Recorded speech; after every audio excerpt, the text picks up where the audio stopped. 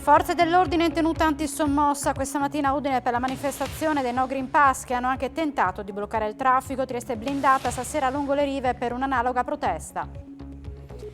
Nel giorno dell'obbligatorietà del Green Pass per i lavoratori over 50 si registrano disagi per le piccole imprese. In alcuni casi, dice Pietro Petrucco, basta l'assenza di un lavoratore, nessun problema nelle grandi aziende. Condannati per bancarotta preferenziali ma assolti dai reati più gravi all'esito del processo in tribunale a Udine nei confronti di Giuliano e Marco Vidoni e di Franco Soldati per il crack dell'impresa di costruzione Vidoni. Le abbondanti nevicate di queste ore portano al boom di prenotazioni a Sappada con diversi alberghi al completo per il prossimo fine settimana e non solo, mezzo metro di coltre bianca per la gioia dei operatori sciatori. L'Udinese potrebbe impugnare l'omologazione della gara contro l'Atalanta davanti al collegio di garanzia del CONI. Il TAR ha infatti rigettato alla Lega la richiesta di sospensione della quarantena che era stata imposta ai bianconeri.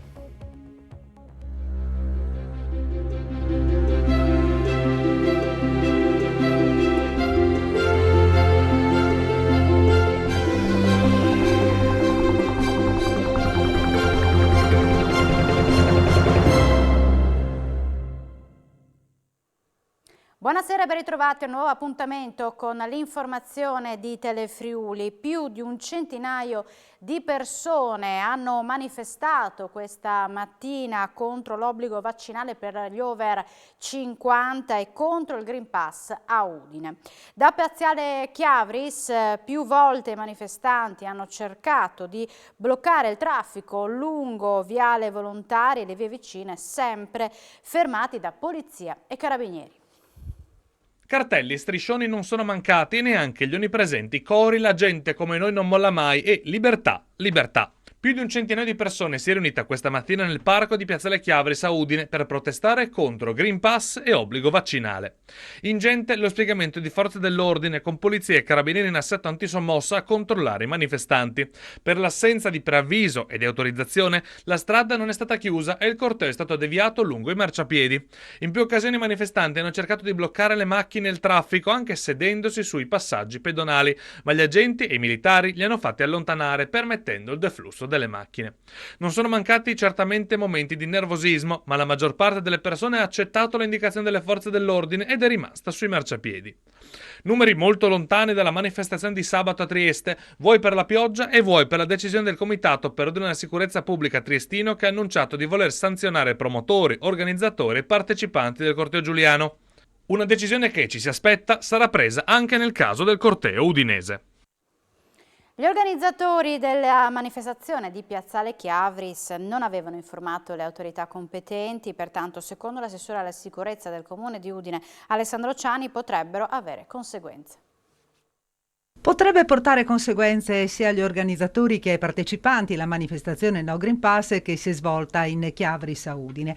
Secondo l'assessore alla sicurezza del comune Alessandro Ciani, i partecipanti sono stati meno di 200. Devo dire che la gestione da parte in particolare della questura, che ovviamente è la responsabile dell'ordine pubblico, è stata eccellente e quindi nella gran parte del tempo di durata della manifestazione i manifestanti sono stati tenuti sui marciapiedi in modo da evitare il blocco della circolazione stradale. In alcuni istanti invece mi è stato riferito dalla nostra polizia locale che i manifestanti hanno occupato il sedime stradale, quindi creando dei disagi alla circolazione. La cosa che sinceramente dispiace è che si continuino ad avere delle manifestazioni non preavvisate, non autorizzate. Ovviamente chiunque è liberissimo di manifestare il proprio pensiero, ovviamente sarà la questura che deciderà il da farsi. Ho visto però che a Trieste si è riunito il Comitato per l'Ordine e la Sicurezza Pubblica per valutare ciò che è successo e ci saranno delle pesanti sanzioni, quindi non escludo che questo possa accadere anche nel nostro caso. È blindata dalle forze dell'ordine anche Trieste, dove è in corso dalle 18 in piazza Unità una nuova manifestazione dei No Green Pass. Ci aggiorna in diretta il nostro Andrea Pirini. A te, buonasera.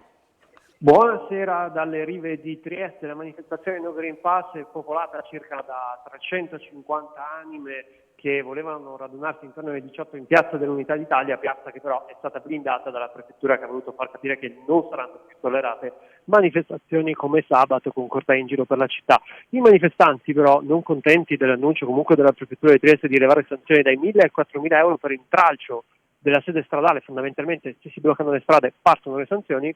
Dopo aver girato intorno a Piazza Unità senza bloccare le strade, adesso hanno deciso di bloccare le rive di Trieste proprio in questo momento, e quindi adesso, come promesso dal prefetto, si procederà via via all'identificazione postuma, chiaramente non in questo momento, anche per non inasprire gli animi, e poi partiranno le sanzioni che, ricordiamolo, vanno da un minimo di 1.000 a un massimo di 4.000 euro.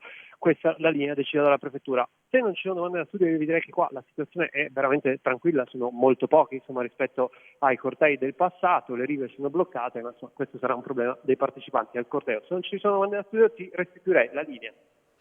Grazie Andrea per questi aggiornamenti in diretta da Trieste. Rimaniamo a Trieste con la notizia di hacker Novax entrati in azione oggi, interrompendo con messaggi di varia natura la seduta del Consiglio Comunale di Trieste. Mentre questa era in corso, sono giunti attraverso la webcam centinaia di messaggi che sembravano inviati dagli stessi consiglieri.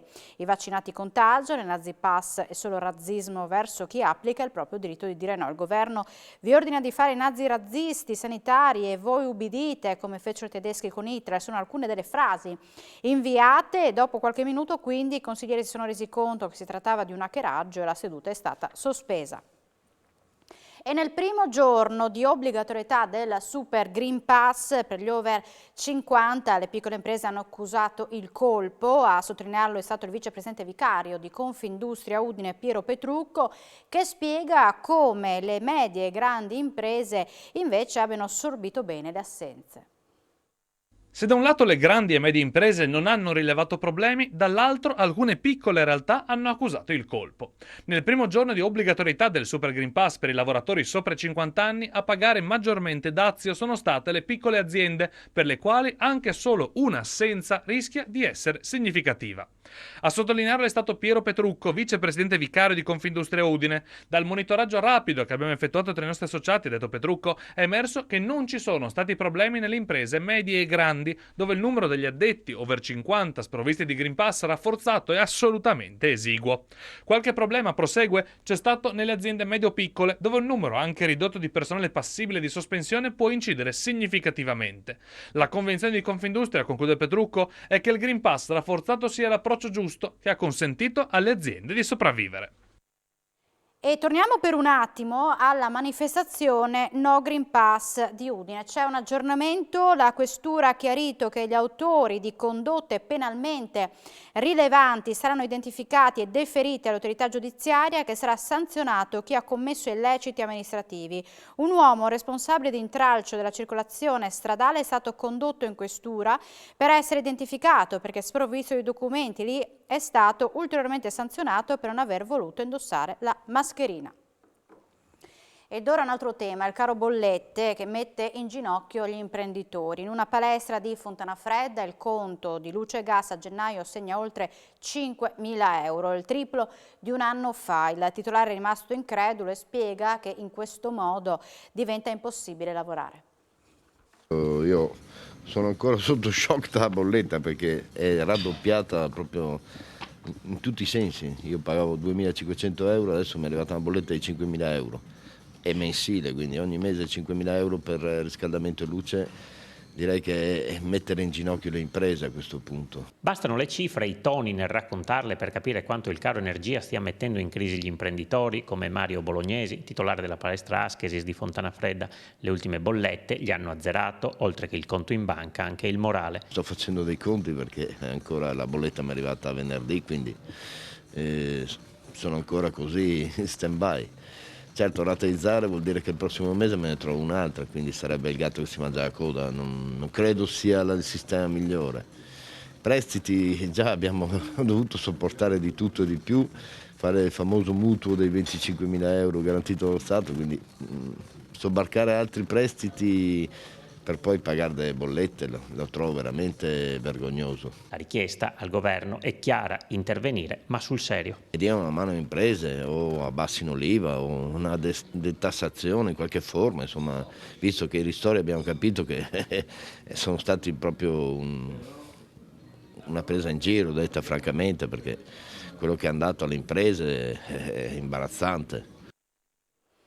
E il caro energia ha assestato un duro colpo anche a una storica azienda di caffè del Friuli Venezia Giulia che ha raddoppiato la produzione, quindi i consumi del 50%, ma si è ritrovata a un conto spropositato. Dai 15.682 euro di gennaio 2021 ha ricevuto una bolletta shock da 109.944 euro per lo stesso mese di quest'anno. Lo stabilimento si trova nella zona industriale di Trieste ed è uno dei più importanti terminal europei del settore. Lo dice il leader della Lega, Matteo Salvini. Fondi europei e segnali di ripresa, aggiunge, rischiano di essere polverizzati dal caro energia. Il governo deve intervenire al più presto.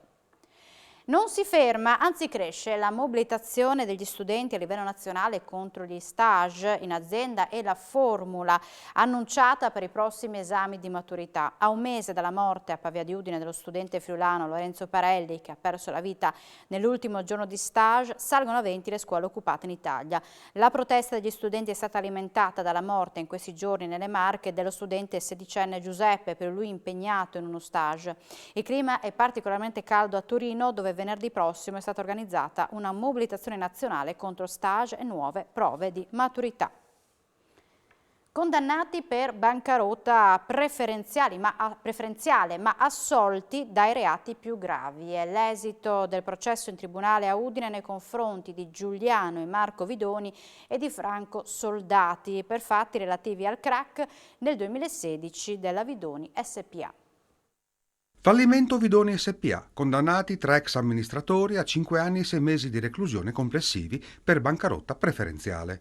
Si tratta di Giuliano e Marco Vidoni, 2 anni ciascuno, e di Franco Soldati, 1 anno e 6 mesi, riconosciuti colpevoli dal Tribunale di Udine di reati legati al fallimento nel 2016 dell'impresa di costruzioni di Tavagnacco. I giudici hanno accordato a Marco Vidoni e a Soldati la sospensione condizionale della pena. Gli imputati comunque sono stati assolti con formula piena dai reati più gravi, ovvero bancarotta distrattiva per quasi 7 milioni e falso in bilancio. La pubblica accusa aveva chiesto condanne a 11 anni di reclusione. Stando alle accuse, poco prima del fallimento, i fratelli Vidoni favorirono la Vinpro SpA, a loro riconducibile, compensando 450.000 euro di credito nei confronti della Vidoni SpA con la restituzione di alcune caparre per vendite di immobili non andate a buon fine, procurando così un danno agli altri creditori.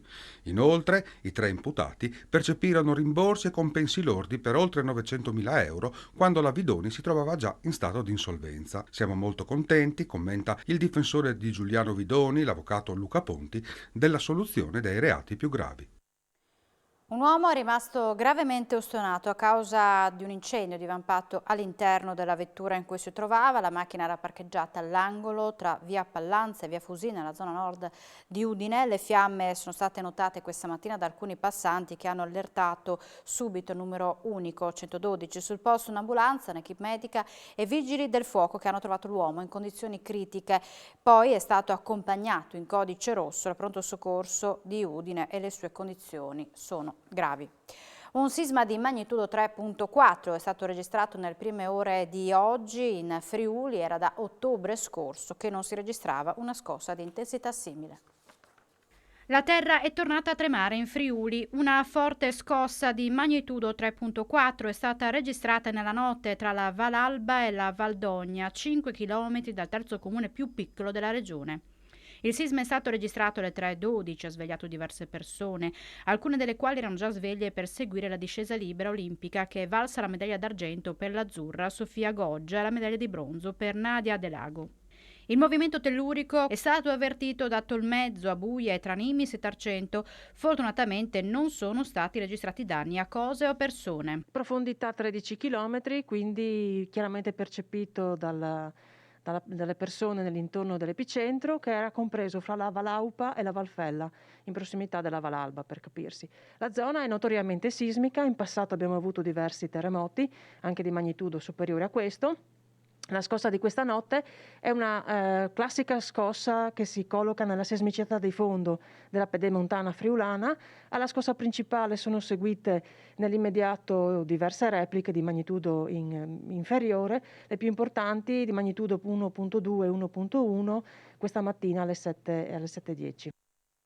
Ed ora siamo ai dati della pandemia, con i contagi che risultano relativamente contenuti, ma sono alti i numeri dei decessi legati al coronavirus. Oggi ben 14 vittime, 2 vittime over 90, 8 ottantenni e 4 settantenni. Nel dettaglio, attraverso 21.000 tamponi sono emersi 1.512 positività totali. Le persone ricoverate nella terapia intensiva della regione scendono a 30, mentre i pazienti ospedalizzati in altri reparti sono 389, rimangono poco più di 30.000 i corregionali in isolamento.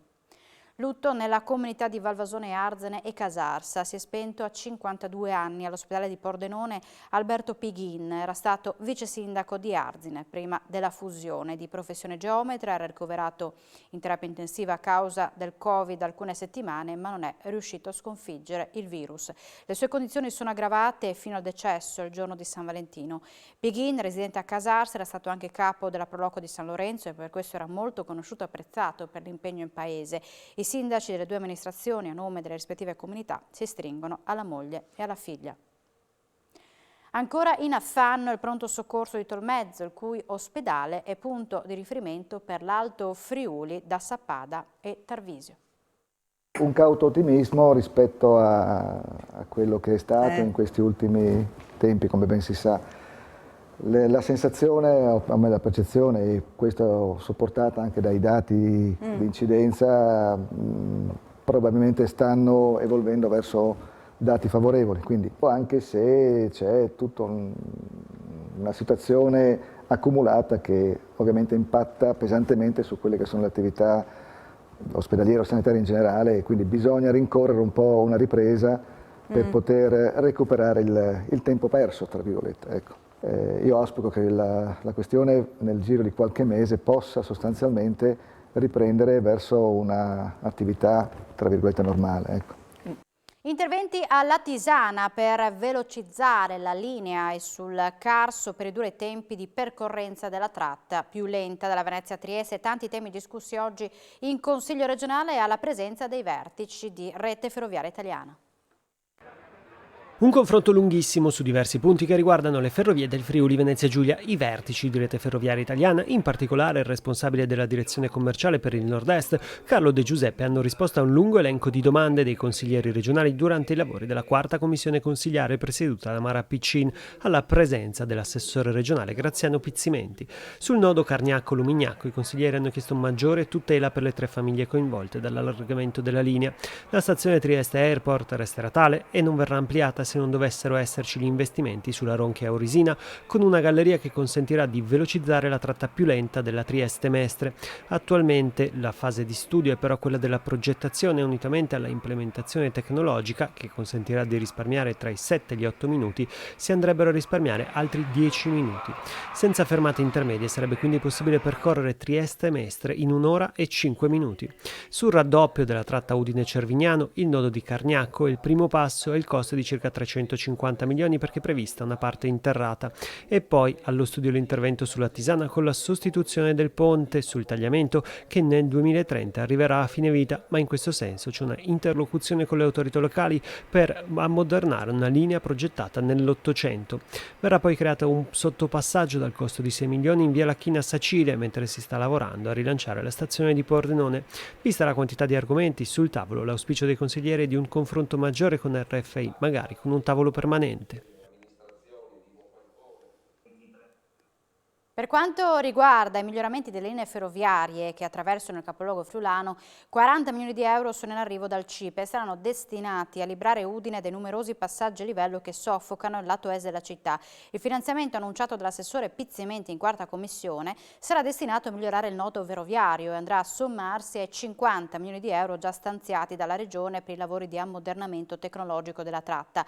Ad oggi dunque, per coprire le spese necessarie per procedere con i lavori previsti per il raddoppio della bretella ferroviaria e la conseguente soppressione dei passaggi a livello, mancherebbero ancora ben 110 milioni, somma cospicua, ma che lo stesso Pizzimenti ha spiegato verrà garantita nel prossimo futuro. Andiamo a Udine. Il Comune mette fine alle polemiche sul campeggio del Cormor. Oggi è stato approvato il progetto definitivo per il collegamento della fognatura dell'area a quella cittadina. Il campeggio di Italia 90, realizzato al confine tra il comune di Udine e quello di Pasian di Prato in occasione dei mondiali di calcio e mai aperto, a breve sarà messo nelle condizioni di funzionare come struttura ricettiva e assumere definitivamente il ruolo per cui era stato progettato. La giunta comunale del capoluogo friulano ha approvato il progetto definitivo di sistemazione della rete fognaria della struttura con il collegamento a quella della città. Finalmente partiranno adesso i lavori per la parte fognaria e il collegamento praticamente delle acque reflue che era il pomo della discordia. Siamo riusciti a mettere d'accordo il comune di Pasian di Prato e il CAFC che realizzerà questo collegamento idrico-fognario per poter fare in modo di dare la possibilità a queste società che entreranno a far parte della gestione del camping di poter adoperarsi per poter avere già i sottoservizi a portata di mano. 25 centimetri di neve solo al mattino, ma in nottata a Sappada è previsto il raggiungimento di oltre mezzo metro di neve. Così le nevicate abbondanti portano a un boom di prenotazioni, al punto che diverse strutture ricettive sono già al completo. Nevicate abbondanti nelle ultime ore a Sappada. In tarda mattinata si è arrivati a raggiungere i 25 centimetri, ma è previsto in nottata oltre il mezzo metro. Numerose le persone che si sono recate nella località già nel weekend, grazie oltre allo sci anche alle attività di animazione, visita dei laboratori di scultura e del carnevale sappadino, una delle tradizioni più caratteristiche nella vita del paese. Si prevede il tutto esaurito anche nei prossimi 2 weekend, in particolare nella seconda settimana di marzo. Tutte le strutture ricettive sono già prenotate per l'evento Opa Games, un grande richiamo turistico, al punto che, data l'impossibilità di prenotare a Sappada, diversi partecipanti alla manifestazione sono stati costretti a bloccare i pernottamenti nel vicino Veneto. Soddisfazioni dal punto di vista turistico che anche la Regione intende valorizzare, come evidenziato questa mattina dall'assessore regionale alle attività produttive e turismo Sergio Emidio Bini a seguito del sopralluogo a Sappada. Sono previsti infatti 18 milioni di euro per promuovere la perla delle Dolomiti. E le nevicate di queste ore stanno creando qualche disagio alla viabilità della Valcellina di Piancavallo. Controlli da parte dei carabinieri per quanto riguarda le auto che sono sprovviste di catene a bordo. Neve e disagi nel Friuli occidentale per le nevicate di queste ore. Sulla strada 251 che attraversa la Valcellina e la Val Cimoliana dalla notte ha cominciato a nevicare in quota, il che ha creato più di un problema in mattinata con alcune auto che sono rimaste bloccate a causa della mancata dotazione di pneumatici invernali o gomme da neve, tanto che i carabinieri della compagnia di Spilimbergo stanno effettuando alcuni controlli a campioni su auto e camion. Attivi dalle prime ore di oggi mezzi spargisale per rendere più scorrevoli le strade. Le forze dell'ordine invitano alla massima cautela e sconsigliano di mettersi in viaggio agli automobilisti non provvisti degli equipaggiamenti invernali. Stesso discorso per chi vuole salire in Piancavallo. Nella località avianese nevica abbondantemente da ore, una manna per gli amanti dello sci e le attività economiche, ma allo stesso tempo qualche disagio per la viabilità, anche se il fatto che sia un giorno feriale garantisce un afflusso minimo da parte degli automobilisti. Massima attenzione anche sulla strada che da Barcis porta a Piancavallo, appena riaperta in via eccezionale in inverno, strada da evitare assolutamente se privi di catene o pneumatici invernali, come sottolineano le 2 amministrazioni comunali. L'assessore alle infrastrutture Graziano Pizzimenti ha incontrato oggi le amministrazioni comunali della Riviera Friulana insieme ai vertici dell'ente di decentramento regionale per fare il punto sui lavori da fare. Incontri interlocutori per ascoltare le richieste del territorio. L'assessore alle infrastrutture e ai trasporti Graziano Pizzimenti e il commissario all'EDR Augusto Viola hanno incontrato le amministrazioni della Riviera Friulana, da Carlino alla Tisana, da Lignano, Sabbiadoro a Marano Lagunare, per fare il punto sui cantieri in partenza e sulle opere necessarie. Ma non solo di asfalti e di strade si è parlato, ma anche di fibra, banda larga e ciclabili. Noi abbiamo voluto valutare assieme alle amministrazioni locali il programma che abbiamo in corso di realizzazione, quasi una sorta di check-up, no? Di verifiche sull'attualità delle opere che stiamo realizzando e che realizzeremo, e anche per raccogliere esigenze, istanze nuove.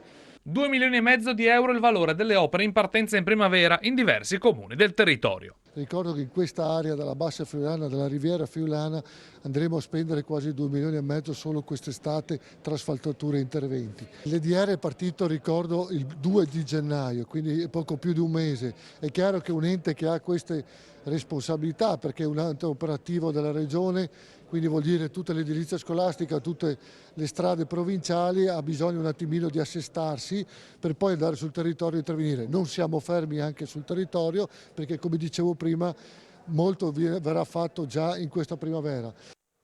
Nasce a Gorizia una nuova scuola per formare i professionisti del cinema, figure sempre più ricercate in zona. Si chiama Cross Border Film School e punta a formare nuovi professionisti nel campo del cinema. La nuova realtà troverà sede nel Palazzo del Cinema di Gorizia, a fianco al già esistente DAMS e le altre realtà del settore, con l'obiettivo di far arrivare in città studenti da tutta Italia. A seguirli diverse figure esperte del campo, a partire dal regista goriziano Matteo Leotto, presidente della nuova realtà. Sì, l'idea è appunto, ci siamo accorti tra colleghi che c'era bisogno di formare delle persone che andassero in qualche modo a raccontare e a essere presenti, diciamo, rispetto ai lavori che stiamo organizzando. I corsi partiranno già da giovedì, partono il corso di regia e di recitazione contemporaneamente. Abbiamo fatto una selezione, sono arrivati quasi 190 domande da tutta Italia. C'è anche un discorso con l'università per quanto riguarda il DAMS? Per il momento sono ancora paralleli, ma saranno sicuramente percorsi che a un certo punto si toccheranno. Torniamo a Udine. Casa Cavazzini fa il bis. Dopo la mostra La forma dell'infinito a dicembre, la struttura museale ospiterà un nuovo evento organizzato sempre dal Comitato di San Floriano. Dopo il successo della forma dell'infinito a Casa Cavazzini, che ha richiamato oltre 30.000 visitatori, il Comune di Udine ha pensato di fare il bis con una nuova grande rassegna organizzata sempre in collaborazione con il Comitato di San Floriano. Il nuovo appuntamento è previsto per dicembre. Oggi la Giunta Comunale ha approvato l'avvio dell'organizzazione del nuovo evento che coinvolgerà, al di là dell'aspetto culturale, anche le attività economiche della città. Avrà un tema sempre di riflessione filosofica e spirituale che ancora stiamo definendo. Il percorso sarà simile, quindi sempre con altissimi contenuti artistici, con una cinquantina di opere che arriveranno dai più prestigiosi musei al mondo e che quindi diamo continuità a questo progetto che è importante non solo dal punto di vista artistico, non solo dal punto di vista spirituale e filosofico, ma anche per il ritorno economico a tanti operatori della città che, augurandoci che questa epidemia vada scemando, possano finalmente tornare ad avere un loro equilibrio. Tra poco le notizie sportive, in primo piano l'Udinese che potrebbe impugnare l'omologazione della gara contro l'Atalanta davanti al collegio di garanzia del CONI. Il TAR ha infatti rigettato alla Lega la richiesta di sospensione della quarantena che era stata imposta ai bianconeri. Tra poco tutti gli approfondimenti in Sport FVG. Grazie per l'attenzione e buona serata con i programmi di Telefriuli.